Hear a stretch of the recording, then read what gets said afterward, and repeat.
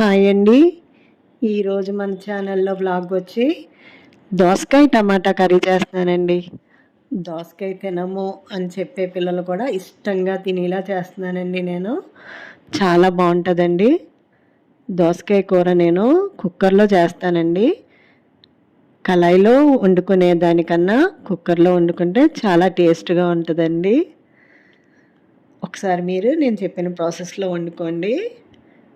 నేను ఒక 3 టేబుల్ స్పూన్లు ఆయిల్ వేసి 2 దాల్చిన చెక్క ముక్కలు వేసానండి. 2 కింద ఇరిపి 4 ముక్కల కింద అయినాయండి. అవి ఇరిపితే ఆయిల్ వేసిన వెంటనే ముందు అవి వేసి వేపాలండి. ఆ దాల్చిన చెక్క ఫ్లేవరు నూనెకి పడుతుంది అన్నమాట. ఇప్పుడు పచ్చిమిరకాయలు, ఒక చిన్న ఉల్లిపాయలు 2 తీసుకున్నానండి. ఒక 4 పచ్చిమిరకాయలు వేసాను. పసుపు కూడా ఒక 1/2 టీ స్పూన్ వేసానండి. ఇప్పుడు ఉల్లిపాయ మగ్గిపోవాలన్నమాట.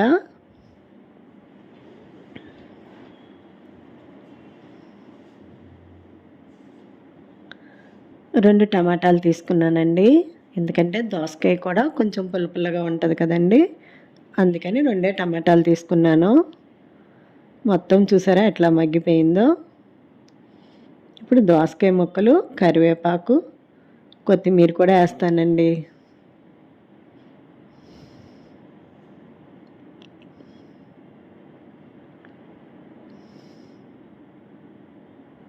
చాలా సింపుల్గా చేసుకోవచ్చండి ఈ కర్రీ.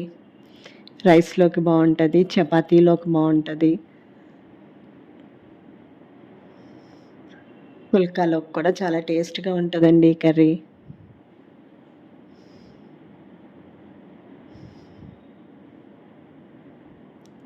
ఇప్పుడు నేను పచ్చిమిరకాయలు వేసాను కదండి, 1 టీ స్పూన్ కారం వేసానండి.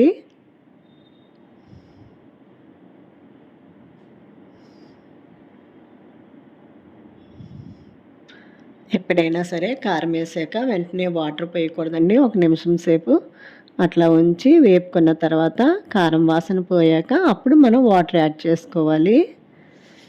అలాగే రుచికి తగినంత ఉప్పు వేసాను అనమాట.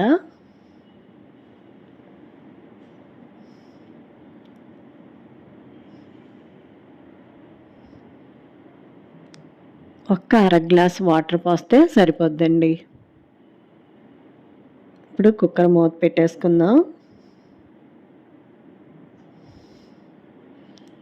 ఒక్క 1 విజిల్ వస్తే సరిపోద్దండి.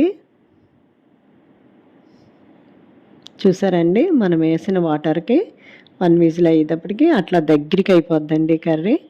చూసారా, బంగాళదుంప కూరలా ఉంది కదండి దోసకాయ అని చెప్తే కానీ నమ్మరు. అంత బాగా కనిపిస్తుంది కదా దోసకాయ ముక్క. చాలా మెత్తగా సాఫ్ట్గా అయిపోద్దండి. చాలా బాగుంటుందండి టేస్ట్. రసంలోకి కానీ చపాతీల్లోకి కానీ చాలా బాగుంటుందండి.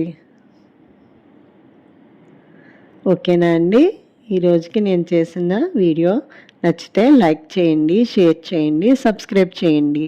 థ్యాంక్స్ అండి.